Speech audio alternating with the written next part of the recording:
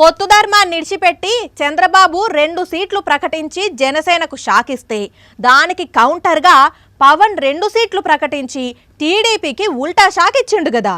అయితే ఈ పంచాది ఇటో దిక్కు నడుస్తుంటేనే ఇంకో దిక్కు అయ్యన్న పాత్రుడు కూడా జనసేనకు మరో ఝలకిచ్చిండు. అదేందంటే మేము చెప్పుడెందుకు మీరే నుండ్రి. అయ్యో అయ్యన్నేంది అంత మాట అన్నాడు ఎవరిని అంటే అది అర్థం కావాలంటే అయ్యన్న మాట్లాడిన మాటనే ఇంకొంచెం వినాలి.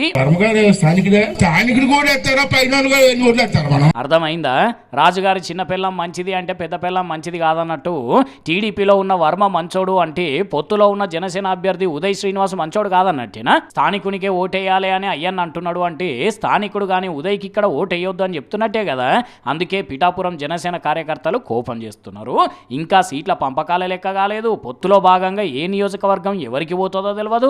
అప్పుడే టీడీపీలు ఇట్లా వాళ్ళ పార్టీ అభ్యర్థులను ప్రచారం చేసుకుంటూ పోతే ఎట్లా అని పర్షాన్ అవుతున్నారు. కానీ జన సైనికులారా మీరేం బాధపడకండి. ఇవాళ చంద్రబాబుకు పోటీగా మీ సేనాని 2 సీట్లు ప్రకటించిండు కాబట్టి త్వరలోనే మీ సీటును కూడా ప్రకటిస్తారులేండి.